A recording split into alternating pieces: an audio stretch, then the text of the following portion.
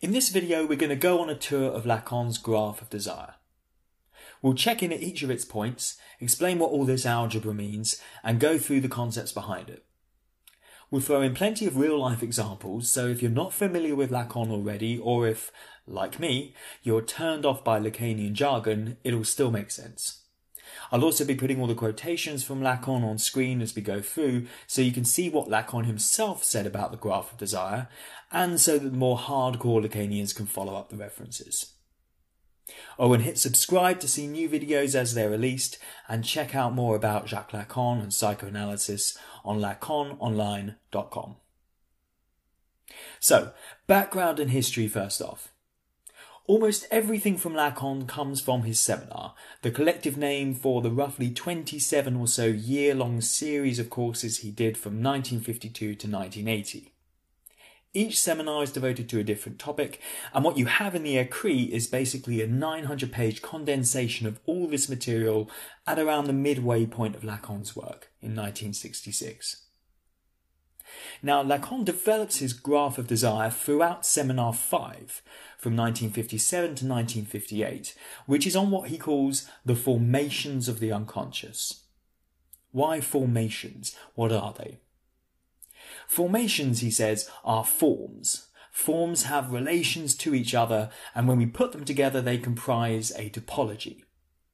That's not exactly what we get in the graph of desire, but this is what Lacan tells his audience when he's wrapping up that seminar, and he says he didn't want to scare people away by talking about it at the start.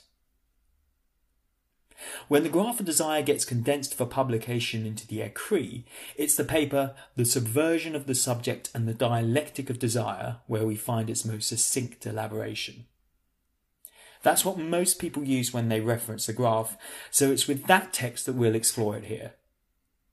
That said, if you want a crystal clear walkthrough by Lacan himself of the graph, head to Seminar 5, specifically the later part of that seminar to get your head around it, and then maybe come back to Subversion of the Subject. Now, the first thing to say about the graph of desire itself is that Lacan doesn't refer to it as a graph of desire anywhere in the écrit or in Seminar 5 when he spends months explaining it. He just calls it his graph. It was Jacques-Alain Miller who popularised the idea of a graph of desire with his short commentary that we find at the end of the écrit. So, if it's not a graph of desire, what is it a graph of? Well, in the first place, Lacan says it's a graph of what psychoanalysis shows us, the practical structure of the data of analytic experience. But it is about desire insofar as Lacan says it shows where desire is situated in relation to a subject defined on the basis of his articulation by the signifier. More on that in a moment. Second thing to say is that, as Miller correctly notes, they are graphs, not just one graph. 4 to be exact, and we'll walk through each of them. While the later forms are extensions of the earlier ones, Lacan uses them to elaborate different ideas. So we'll treat them like a ladder, the comparison Lacan uses, and take them step by step. So, this is what Lacan calls the elementary cell of the graph of desire, graph 1. And we have 4 points. Our starting point is this little triangle here, and the trajectory takes us through to the barred S, Lacan's symbol for the subject. The subject is not the individual, not the person, not the ego, but it is human subjectivity, and we should hear in this term subject the implication subject to. This is why Lacan describes the subject as a function. Lacan makes it clear that we're not talking about the subject of psychology. Lacan takes a pretty dim view of psychology, calling psychologists Philistines, referring to its lowly purpose of social exploitation, and most cuttingly saying that psychologists just do a judicial astrology. What's wrong with psychology is its criterion is the unity of the subject, he says. Hence why the subject here, S, has a bar through it. Lacan's dismal view of psychology is repeated throughout his work. And on Lacanonline.com, you can read more in my article, What Does Psychoanalysis Have to Do with Psychology?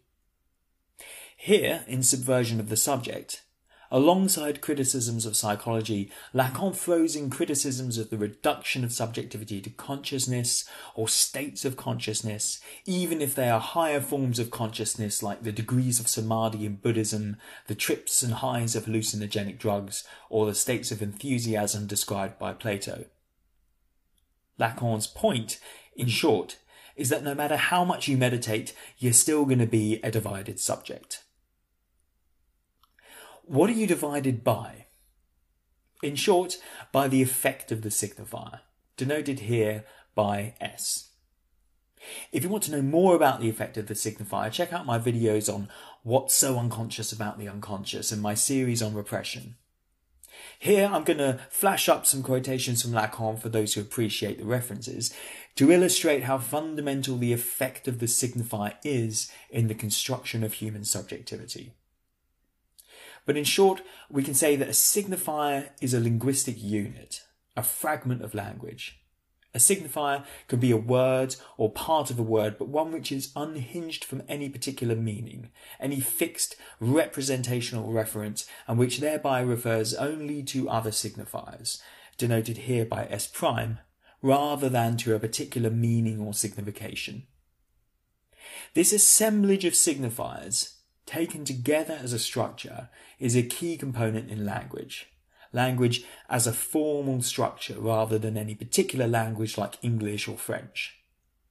As a whole, this is sometimes loosely referred to as the symbolic register, or the symbolic order. Lacan is saying that from the very start of our lives, indeed even before our births, we are fucked by the symbolic. And once you're fucked, you can't get unfucked.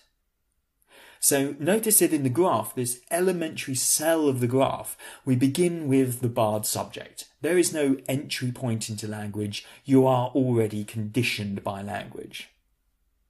Notice also here how the barred subject sits between two signifiers, in effect suspended in the gap between these S and S'.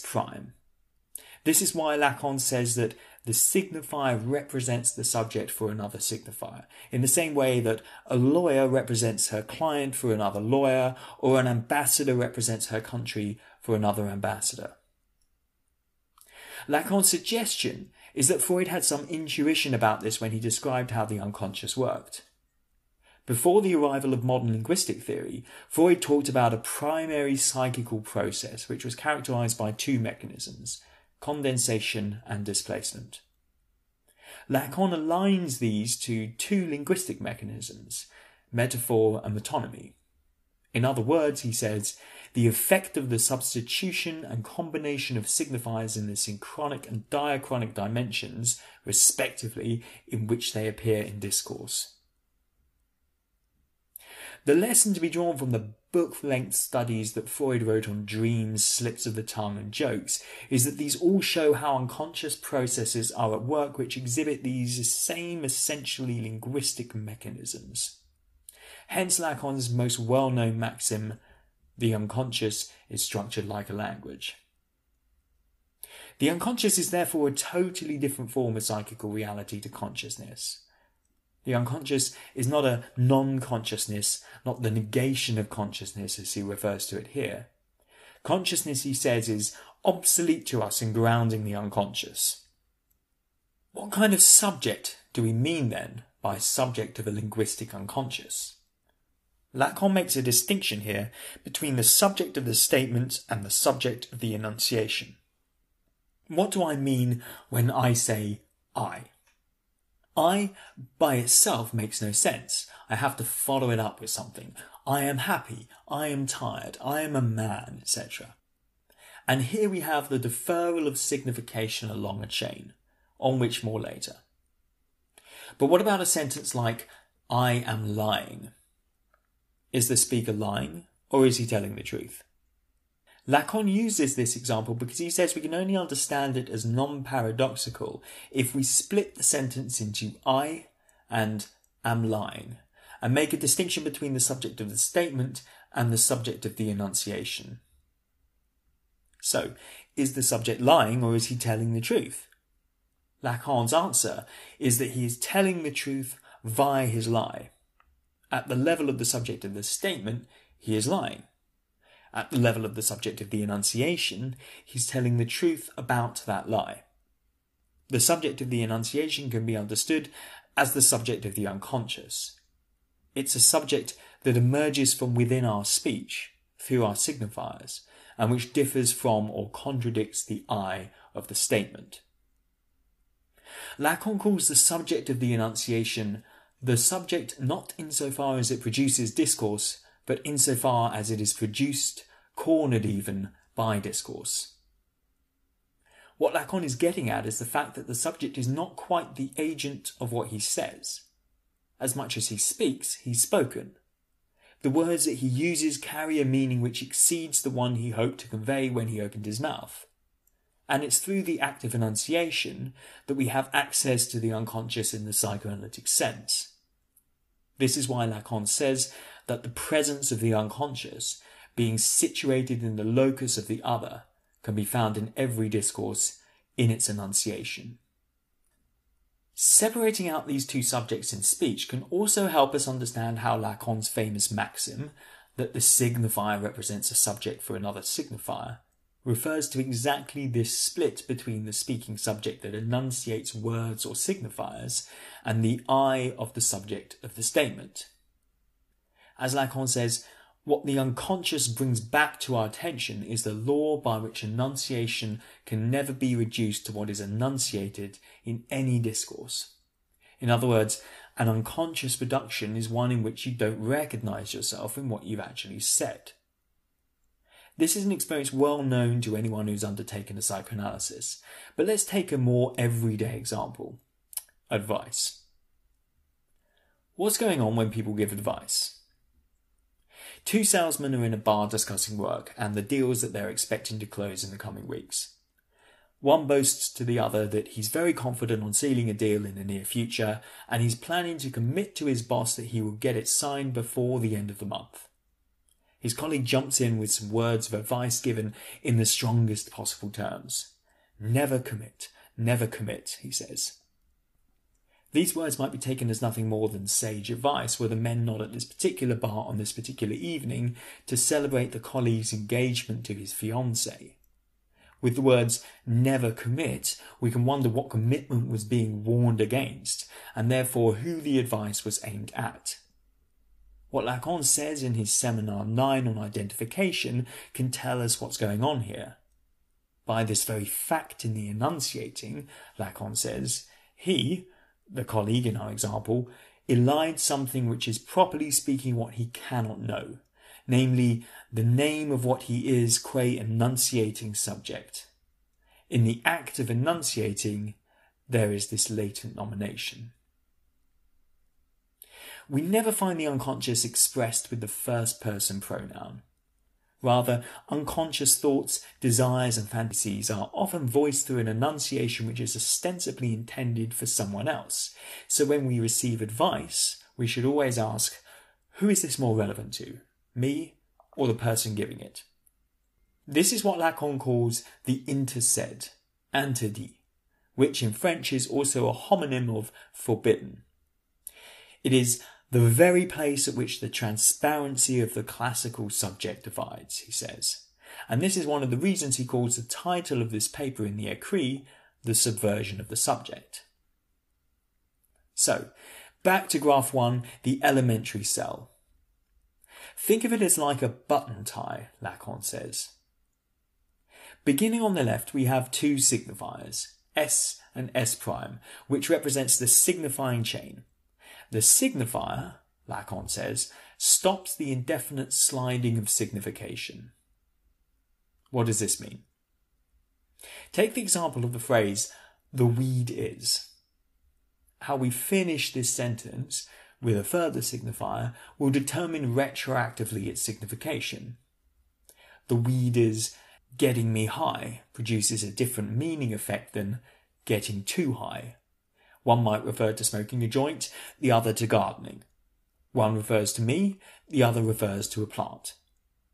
How we end the sentence determines how we understand its beginning and how we position ourselves relative to it. Lacan's most famous illustration of this is with the bathroom doors analogy from the instance of the letter. Two identical bathroom doors, behind which are presumably two identical bathrooms. The only thing that determines their difference is the signifiers. Gentlemen, ladies, above them. The point Lacan is making is that the difference lies not in the thing, the signified, but in the signifier, ladies and gentlemen. The signified is totally out of play in Lacan's model.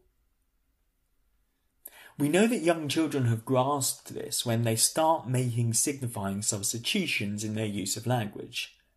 The example Lacan gives here is when a child says that the cat goes woof woof and the dog goes meow, referring to the properties of things in a way that presents them as exchangeable, that one thing can stand for another, and that these two things are not inherently fixed to a given referent.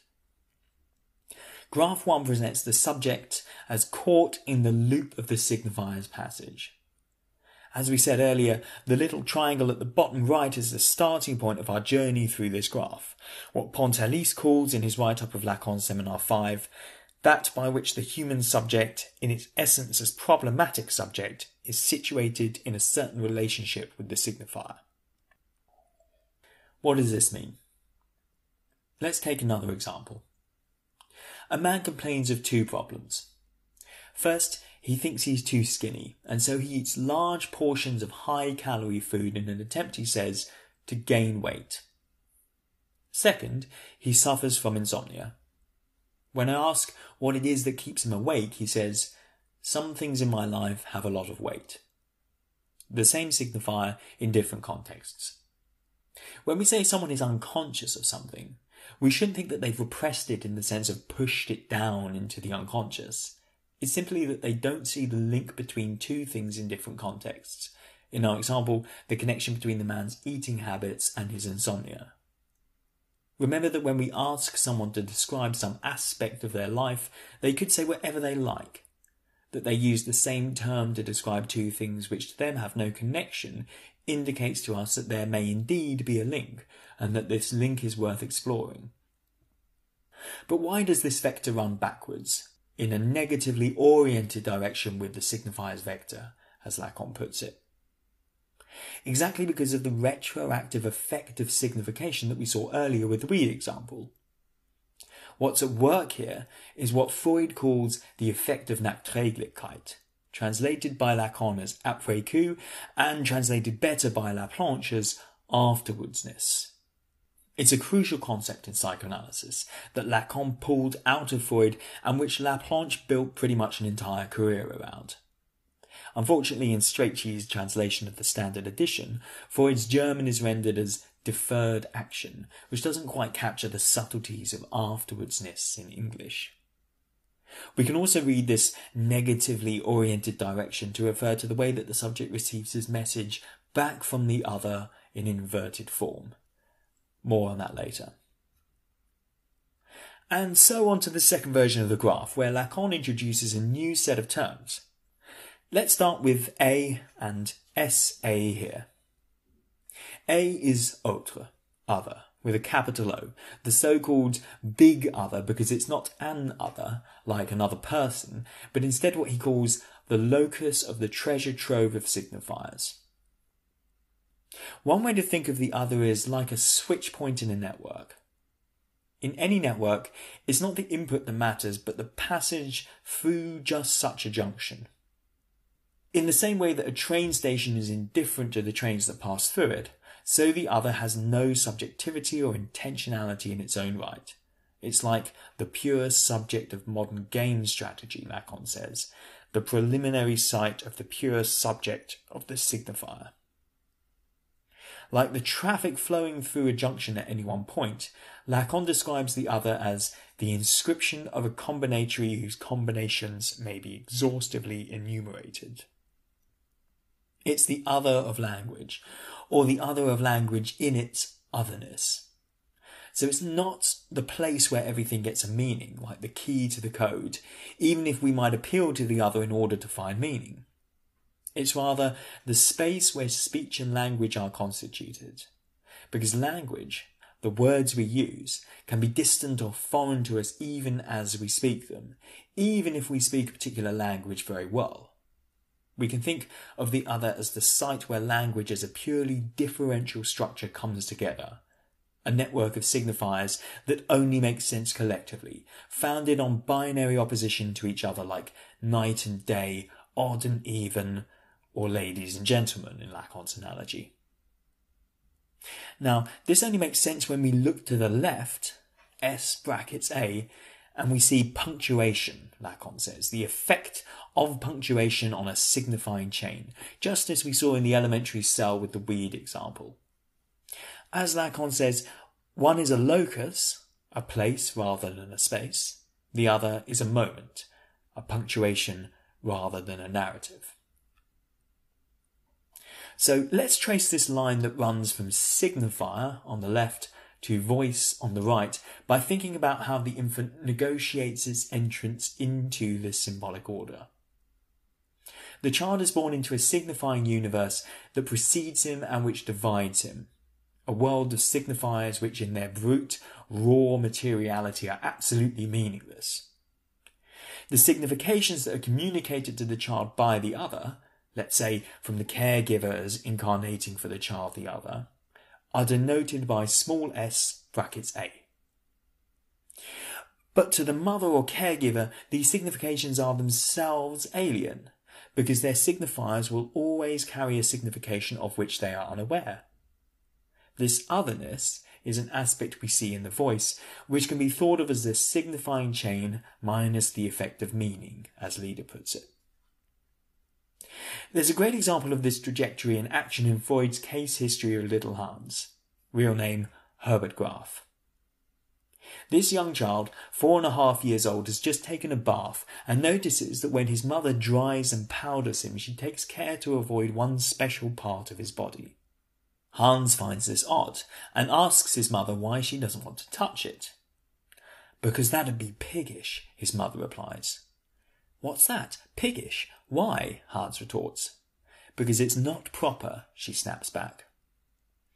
Notice how we have two signifiers that make no sense to Hans, piggish and proper, and they're given that signification by the mother even though she herself doesn't know where they come from and what they really mean. They are, in Freud's excellent term, pre-sexual sexual.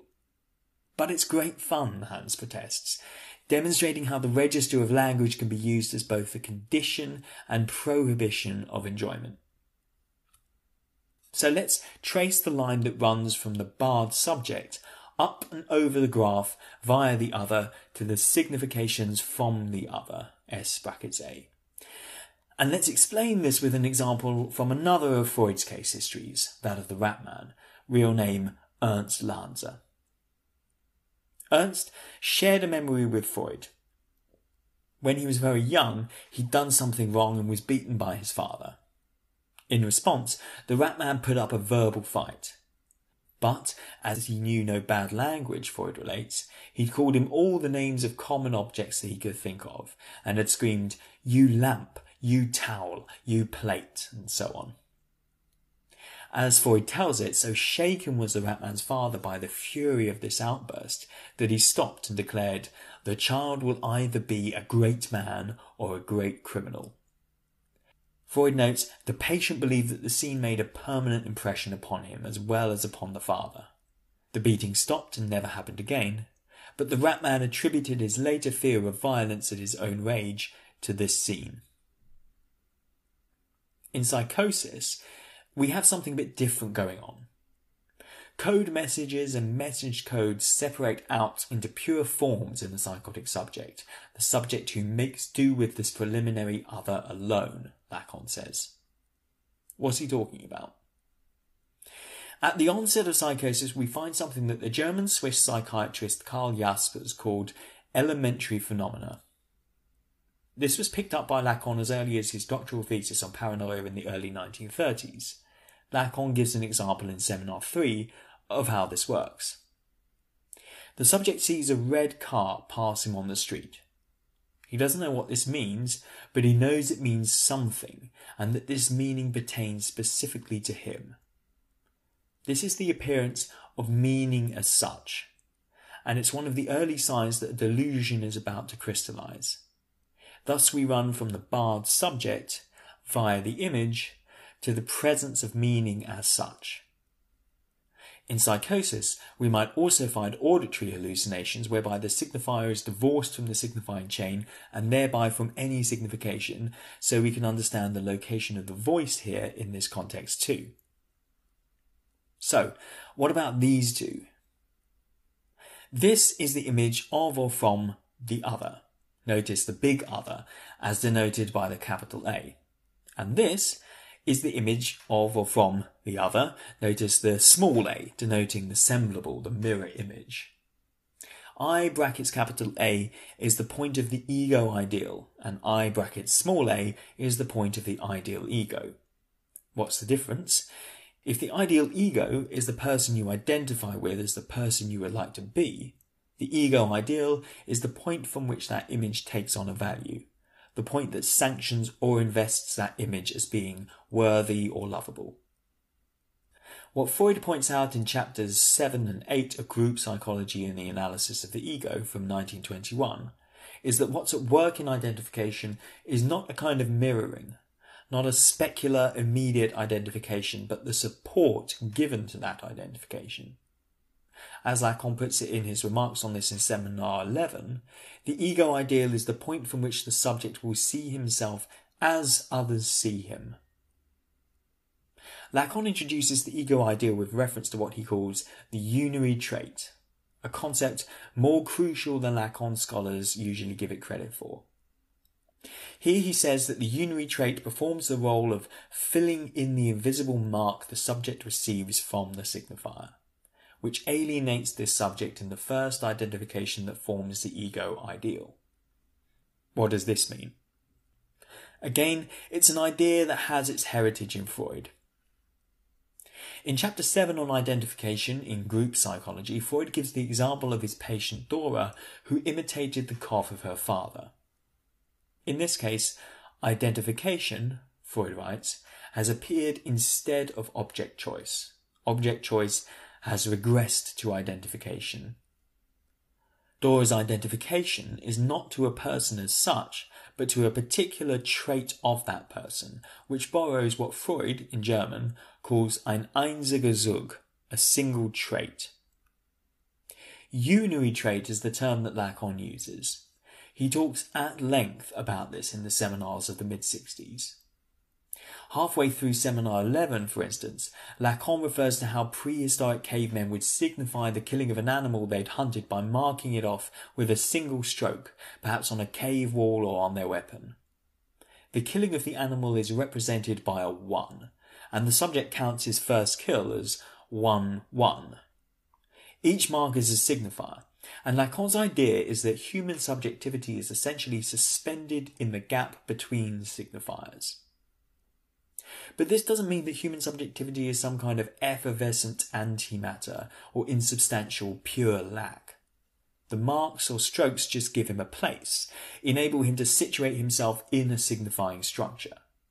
The subject is barred but not entirely swallowed by the other, a point that Lacan makes in Seminar 11 when he tells his audience that this single stroke, this ein einziger Zug, constitutes the subject at the level at which there is a relation of the subject to the other.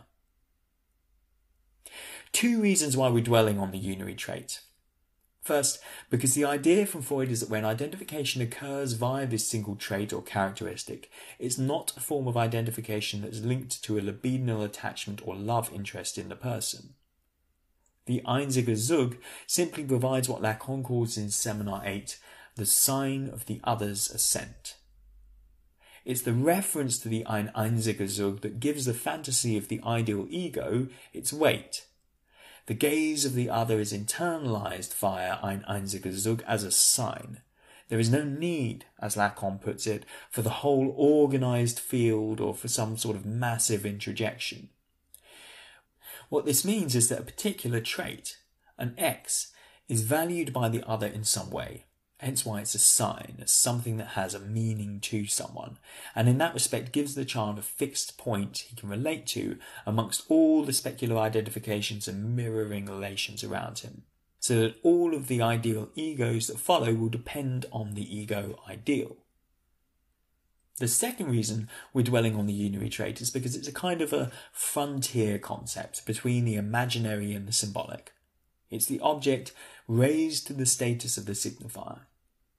It's not an imaginary representation of the object, like a little sketch of the animal that's killed on a cave wall. It's simply a notch, a stroke, or a mark. This is what Lacan means when in 799 he says that the Einheitszug functions as a support for difference. It designates the paradox of radical otherness. This unary trait can give to the subject a place in the symbolic order. It provides both a substantive presence and a singularity, a uniqueness that is the opposite of the pathological coincidence of self and other, which is a feature of the imaginary register.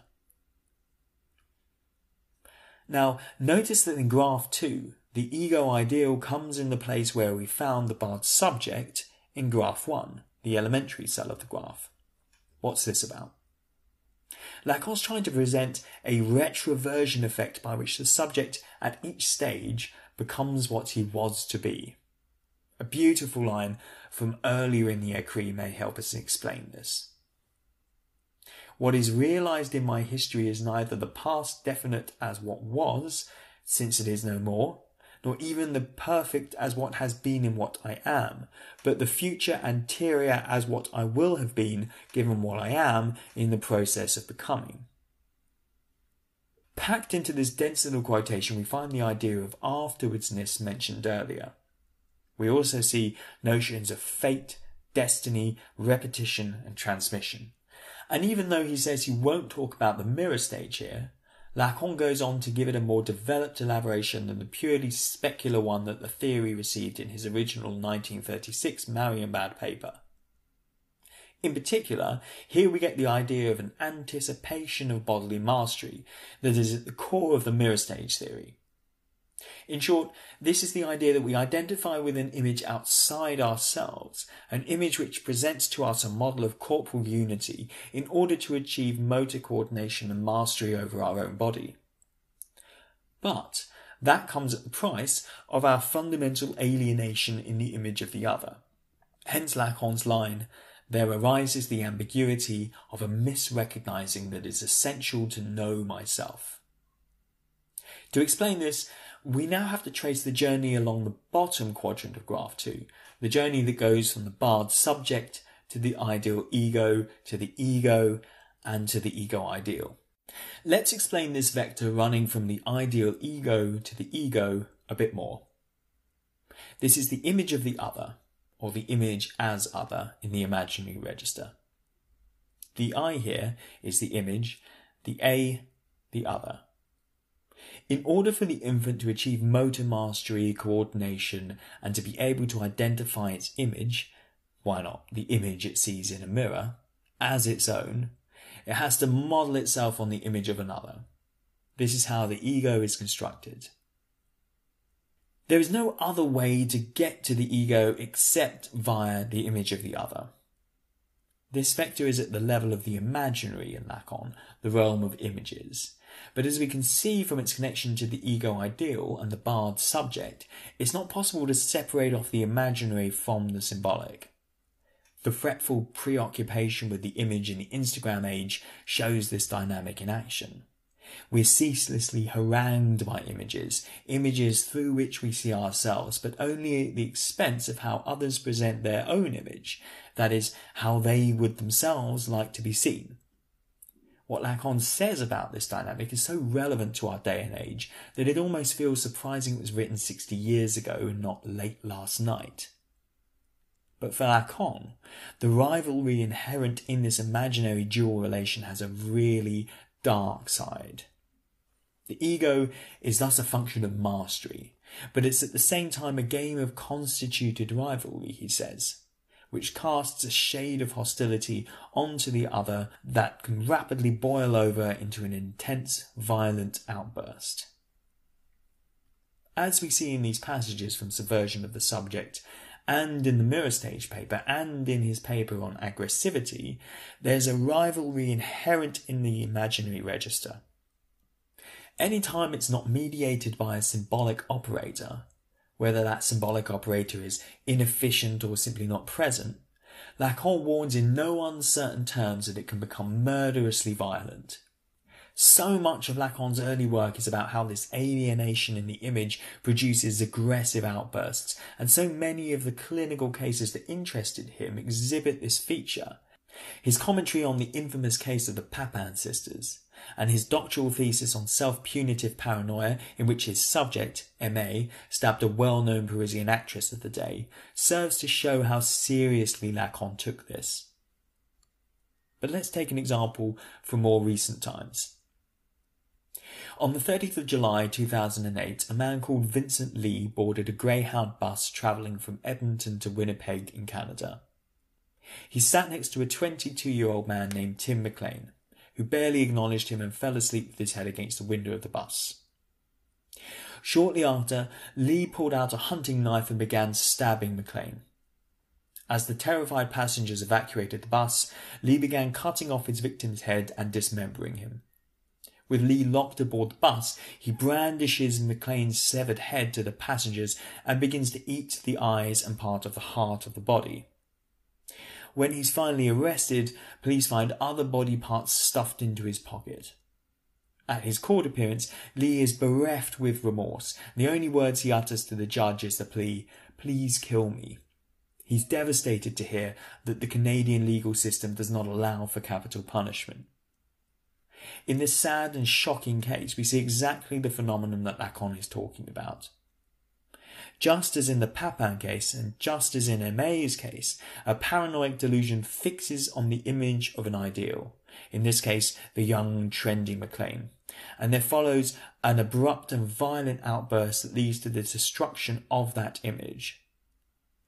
Because the ego is founded on the image of another, and because, as Lacan hypothecated in the Aimée case, paranoia has this self-punitive dimension in which the paranoid destroys the other he would like to be, when this image is destroyed, the ego is destroyed with it.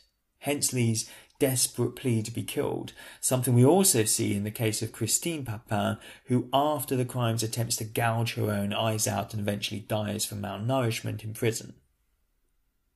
Now let's look at the third form of the graph.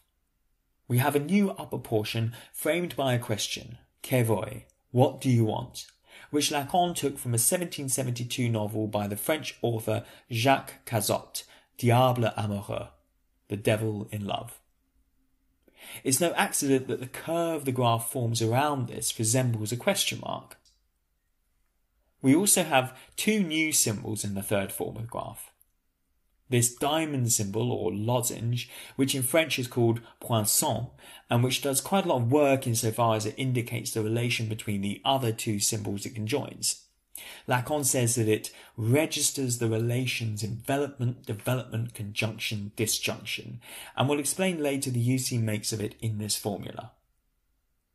It's helpful to see this poinçon as the soldering together of the mathematical symbols for less than and more than, because taken together they don't just indicate a relation, but a contradictory relation. How can something be both less than and more than? Secondly, we have the appearance of a lowercase d, which indicates desire. But in order to explain desire, we're going to have to first explain demand, which Lacan writes with an uppercase d. What is demand for Lacan? It's not a demand for anything as such, any particular object, whether one that can satisfy need or not. Instead, it's a demand for recognition, or as Lacan says, a demand for love. As such, it's an appeal to the other. Notice that there's no need in the graph. Lacan criticises those analysts of his time who were so caught up on the notion that subjectivity is formed in relation to the experience of helplessness by the newborn infant and its caregiver's willingness or otherwise to satisfy its needs. We talk about need only in order to distinguish it from demand and desire. Need is almost totally out of play for Lacan because we never really find a pure need.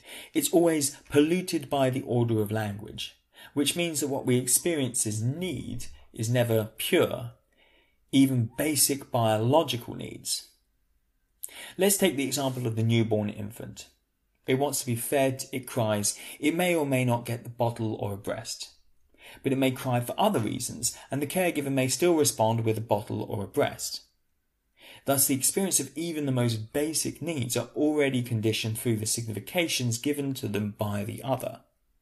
As Lacan says, needs have been diversified and geared down by and through language to such an extent that their import appears to be of a quite different order. Needs are always expressed as demands, which are never demands for a particular object, but an appeal to the other as such. There is no demand that does not, in some respect, pass through the defiles of the signifier, he says. Now on to desire, and notice that to get to desire we have to pass through the other. Let us begin, Lacan says, explaining desire, with the conception of the other as the locus of the signifier. When Lacan says that there is no other of the other, he means that there's nothing to which the other can refer to for legitimacy, no ultimate guarantor of truth and meaning. It's a locus, not a person, and therefore Lacan can say that anyone who claims to offer this ultimate guarantee is an impostor. Incidentally, although Lacan gets accused of emboldening patriarchy, he also says here that it's not the father who embodies this other, it's the mother. Desire begins to take shape in the margin in which demand rips away from need, Lacan says. Imagine a young baby who is hungry and cries out for milk. The need is the hunger, the cry is the demand. What's left over, the margin between the two, is desire. The thing about desire is that it is needless, both in the sense of being split off from need and in the sense of being contingent, totally senseless. The best way to explain the difference between need, demand and desire is in reference to the object. Now, this term object means something different in psychoanalysis to what it means in everyday talk. Normally, we use the term object in the sense of a thing, like an object on a table. And we also talk about an object in the sense of an aim or goal, the object of your affection, the object of this exercise, for instance. The psychoanalytic object is kind of halfway between the two. Take happiness, for instance. Happiness might be a goal or an aim in your life, but there's no one object or thing that if you got it you could say would make you happy. This is why psychoanalysis opposes happiness and why Freud thought that there was a fundamental discontent baked into civilization, das Unbehagen in der Kultur. As Zizek points out, happiness is a category of what Freud calls the pleasure principle. So what's wrong with happiness is that it relies on the subject's inability or unreadiness to fully confront the consequences of their desire. The price of happiness is that we remain stuck in the inconsistency of our desire. We believe that having this or that thing will make us happy, and we fail to see that it's happiness itself which is infinitely hypocritical, in that the quest for happiness only leads to the infinite metonymic deferral of desire. So with these two meanings of object, we can make sense of the difference between desire and demand. Desire has an object in the sense in which we speak about the desire for something or someone, but desire has no object in the sense of an aim or a goal. It's infinitely metonymic, which means that as a byproduct of the split between need and demand, it appears only as a consequence of them. Demand has an object in the sense of aim or goal, but its object is not material in the sense of a thing. Its object is the recognition of the other. All demand is a demand for love, as Lacan says. This is what Lacan refers to when, in a cryptic passage, he talks about the odd symmetry by which desire reverses the unconditionality of the demand for love in order to raise it to the power of an absolute condition. If we think about the example of sexual desire, this becomes clear. Sexual desire has an absolute condition, the presence of a certain object that is necessary to get off, but it doesn't necessarily have an object in the sense of a thing. The gaze and the voice are two examples that Lacan uses. Often a certain look that someone gives is enough to excite sexual desire.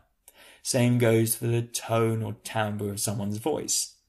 Lacan calls them object A, that is, little object with the A denoting autre, small other, part of the other, as opposed to the big other. They are objects that exist at the margins or edges of the body, but lack a specifiable substance to them.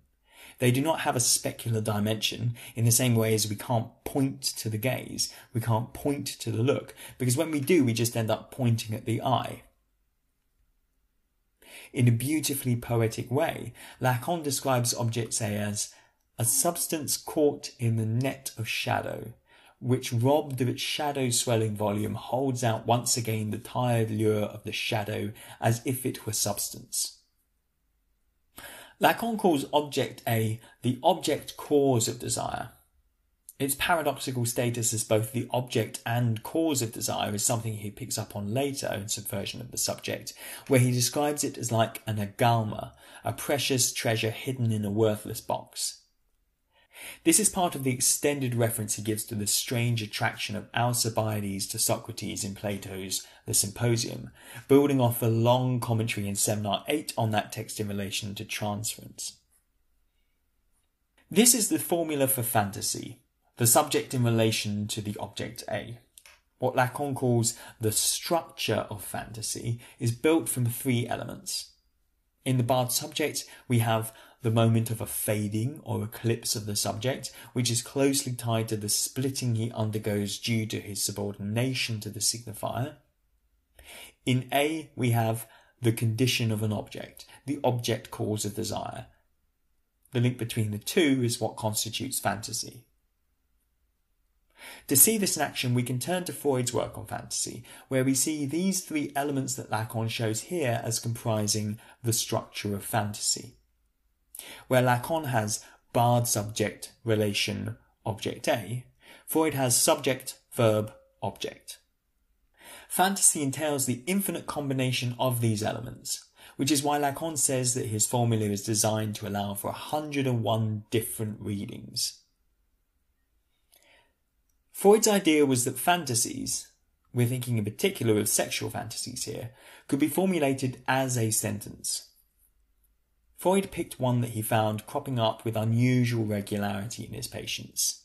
A child is being beaten, and he showed how the fantasy is rephrased in a series of grammatical inversions. Likewise, Freud said that every sadist is also a masochist. He or she can enjoy from both sides of this formula. As Lacan's son-in-law, Jacques-Alain Miller, puts it, when commenting on the difference between the drive and the fantasy, fantasy is a misrecognition of the drive. Fantasy is that by which desire sustains itself in order to misrecognize the direction pointed out to it by the drive. The same goes for fantasy in a wider sense. Take the case of Schreber, for instance. Daniel Paul Schreber wrote what is probably the most famous account of psychosis from the inside in his Memoirs of My Nervous Illness in 1903, and it has fascinated people for over a century. Freud thought that the appearance of his paranoia, directed towards his psychiatrist Flechsig, was a result of repressed homosexuality which morphed into paranoia. The grammatical inversions in this case were, I love the man, this idea is rejected. I hate the man, also problematic. The man hates me, in which we have the paranoid crystallization. Reading the Poinçon or lozenge as a combination of less than and more than, we see that, as we did above, this too presents a situation of impossibility.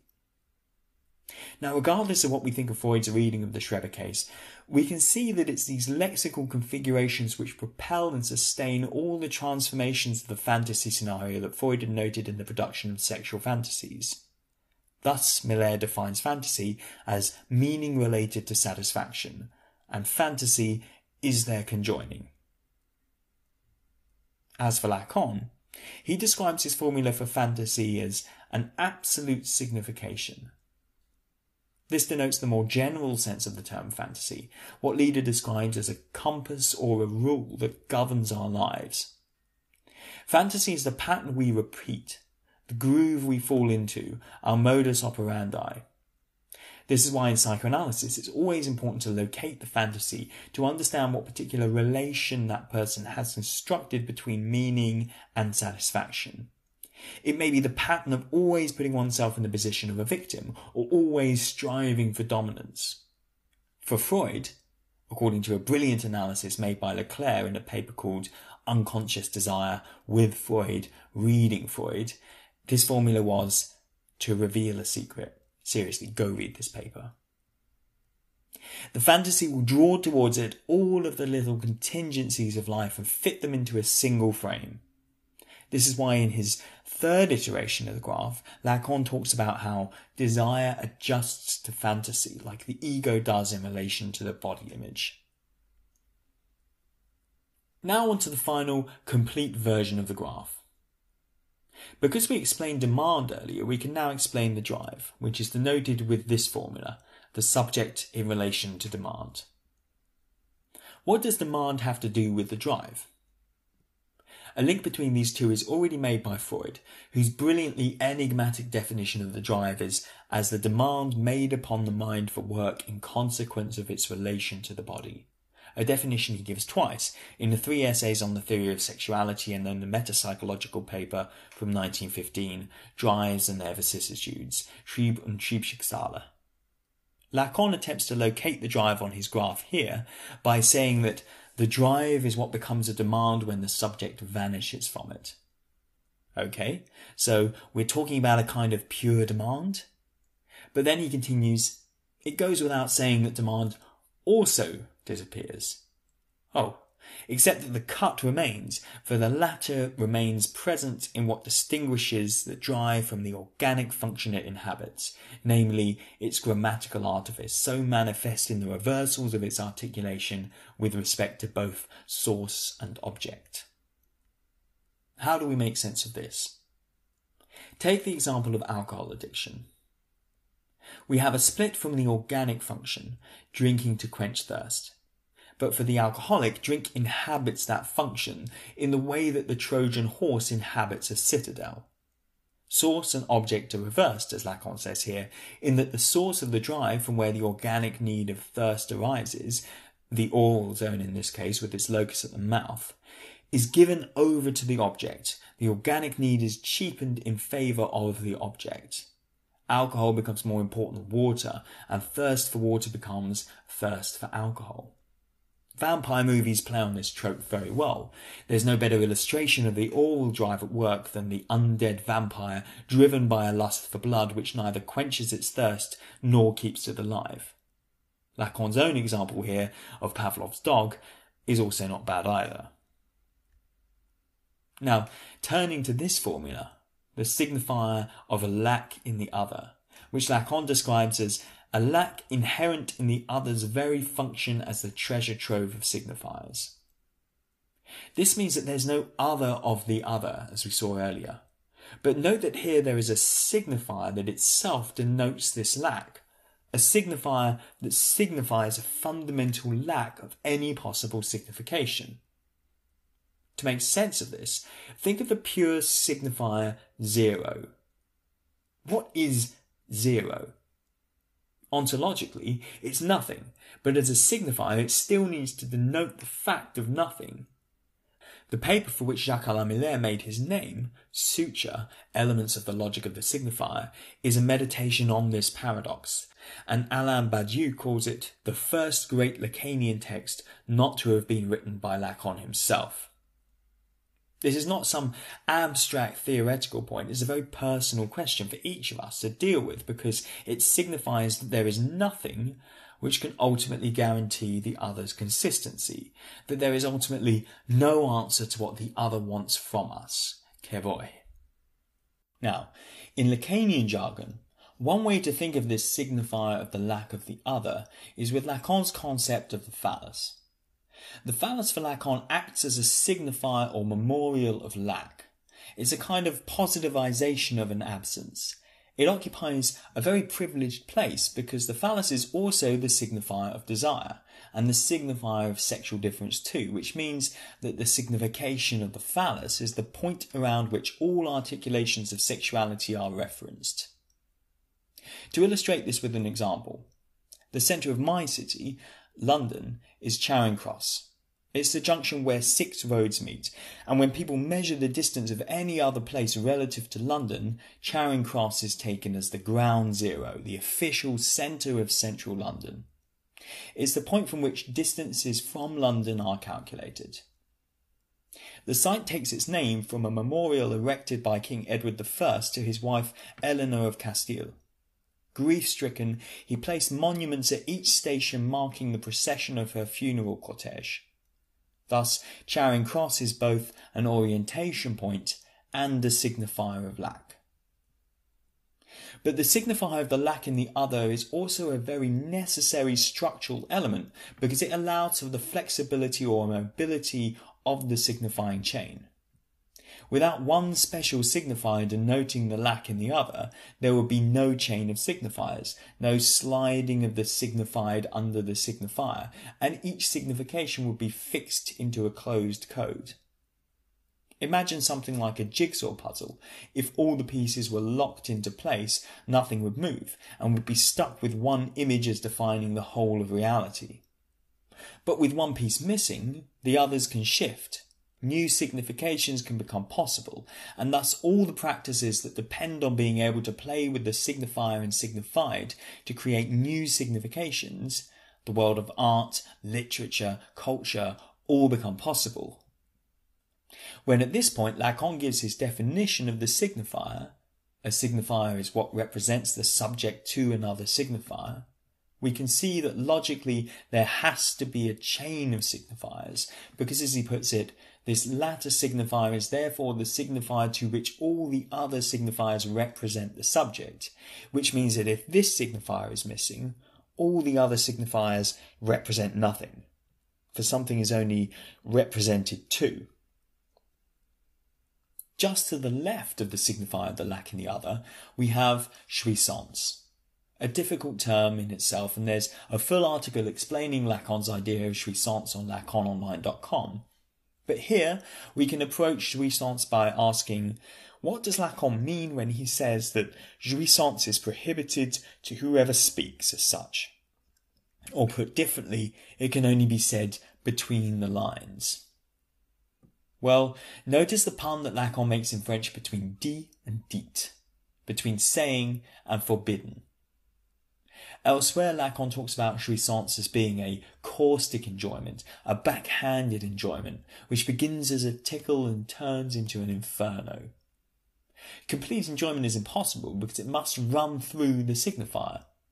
The child's entrance into language, with its inherent structural lack, as we saw, means that enjoyment or excitation is sort of progressively drained from the body, so that its only refuges are at the margins of the body, what we know as the erotogenic zones, the place where the objects A are found. In places of exquisite and complete jouissance, and with the critical function of protecting us from it, we get a kind of paltry jouissance, to use Bruce Fink's term. Desire is a compensation for jouissance, and the defence against it, Lacan says, is a kind of a cack-handed roundabout way of enjoying. Roundabout because it passes through the defiles of the signifier, and because of this, desire manifests itself in odd places, appearing in the half-said, in the slips or parapraxes, in the stifling or bungling of some other articulation. Desire is the very consequence of this impossibility. Let's take an example from Freud's practice of what this looks like. He sees a man who is attracted to women who have what he refers to as a certain shine on their nose. Freud's understanding of this is based on the fact that the patient had been brought up in an English nursery, but had later come to Germany, where he'd forgotten his mother tongue almost completely. The fetish, Freud calls it a fetishistic precondition, which originated from this earliest childhood, has to be understood in English, not German. The shine on the nose, in German Glance auf der Nase, was in reality a glance at the nose.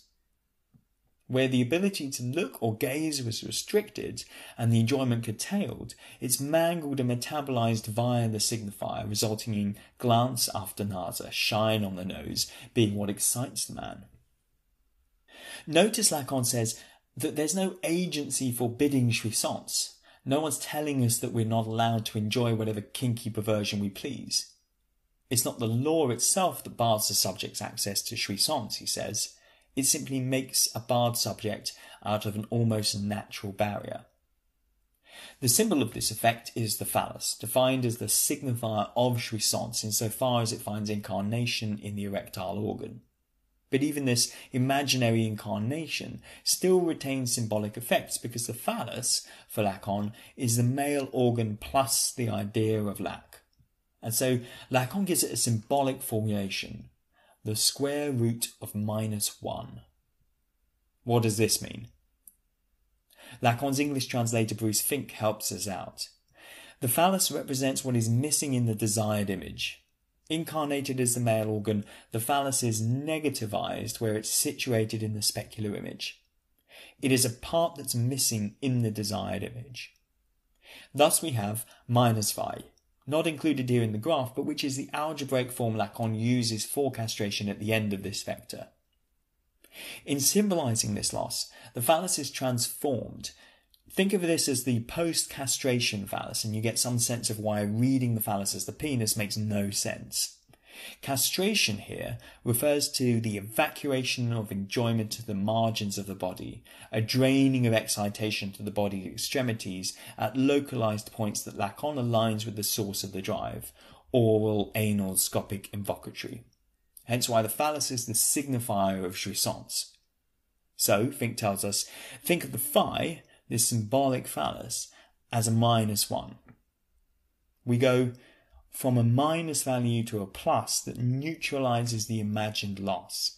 And Fink says that this is exactly what the signifier does. It makes the absent thing present, just as the young child that Freud observes uses the signifiers fort and da to make absence into present when it throws the cotton reel over the side of its bed and pulls it back again in an attempt to master the presence and absence of its mother. We make of pure loss an absence only when the thing in question is granted a representation. Now, Fink refers us to Lacan's The Signification of the Phallus paper at this point, and to a gorgeous German term that Lacan uses to illustrate this, Aufhebung. This curious term has a rich history in philosophy, as it connotes several seemingly contradictory meanings, including to lift up, to abolish, to cancel or suspend, to preserve, and to transcend. In English, it's often translated rather meekly as to sublate, which means nothing to anyone. To quote Fink's explanation, the phallus is the symbol of this positivization of the loss that language performs. It represents lack, despite it being present. And what is the best way to represent in an image something that is lacking but at the same time present? You veil it. This is why in the signification of the phallus, Lacan says that the phallus can only perform its function when veiled. A weird example that he offers at the end of Subversion of the Subject illustrates this. Such is woman concealed behind her veil. It is the absence of the penis that makes her the phallus, the object of desire. Evoke this absence in a more precise way by having her wear a cute fake one under a fancy dress, and you, or rather she, will have plenty to tell us about. The effect is 100% guaranteed for men who don't beat around the bush, that is. The effect here I take to mean sexual attraction on the part of men who don't beat around the bush. I take to mean men who are straight. Towards the end of Subversion of the Subject, Lacan brings these different formulas together to describe the situation of the neurotic, whose defining problem is a conflation of the other's lack with the other's demand. Consequently, the neurotic is he or she who takes seriously the other's demand, so seriously as to make of it their object.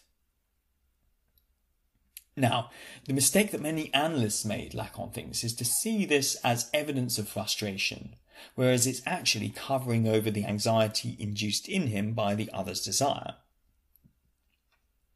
Phobia is the perfect example of this, but the other neuroses can be defined in terms of their configuration of this fantasy. The obsessional strategy is to deny the lack in the other, to believe that nothing is lacking. He has a fundamental need to be the other's guarantor, Lacan says. And hysteria, rather than being a 19th century pathologization of unruly women, in Lacan's hands is defined as a position in which the faithlessness of hysterical intrigue is the result of desire for desire itself. In other words, desire for a lack of satisfaction, for a margin to be retained in which something is lacking. The hysteric aims at infinitely perpetuating the other's desire, and thereby would always strive to create situations in which the other is shown to be lacking.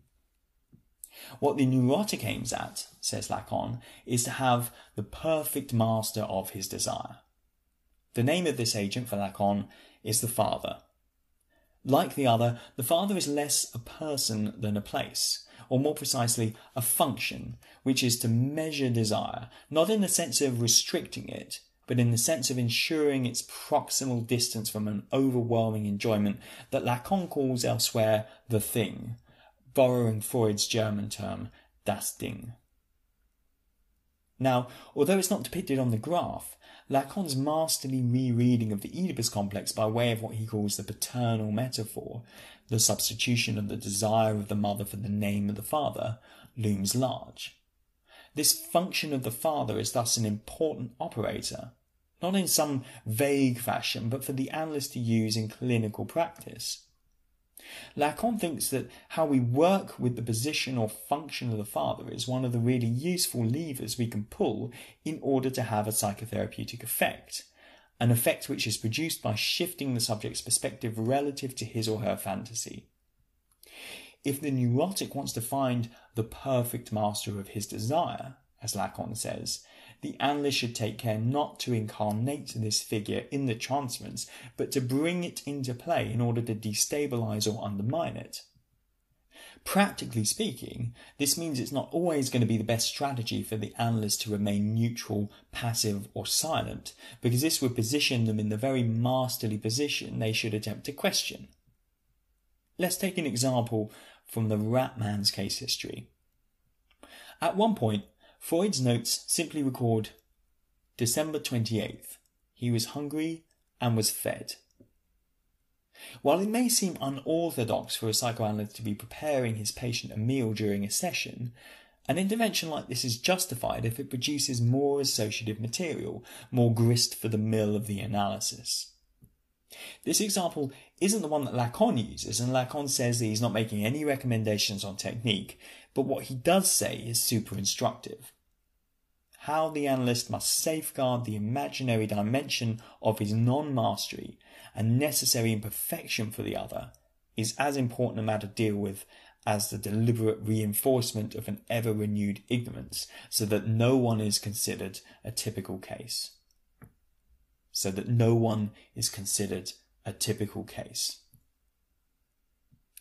At the end of Subversion of the Subject, Lacan talks a bit more about the position of the neurotic, which is to say, most of us, relative to castration. Castration slips under the barred subject in the fantasy life of the neurotic, he says.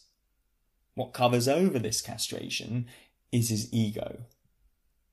Yes, it's behind this ego that the neurotic hides the castration he denies, Lacan says. So if your approach to psychotherapy aims at strengthening the ego, it's missing the point, because it misses the point of castration as a defence against jouissance on the one hand, and as a yardstick of desire on the other. And as such, it misses what lies beneath, namely that contrary to appearances, he cleaves to this castration.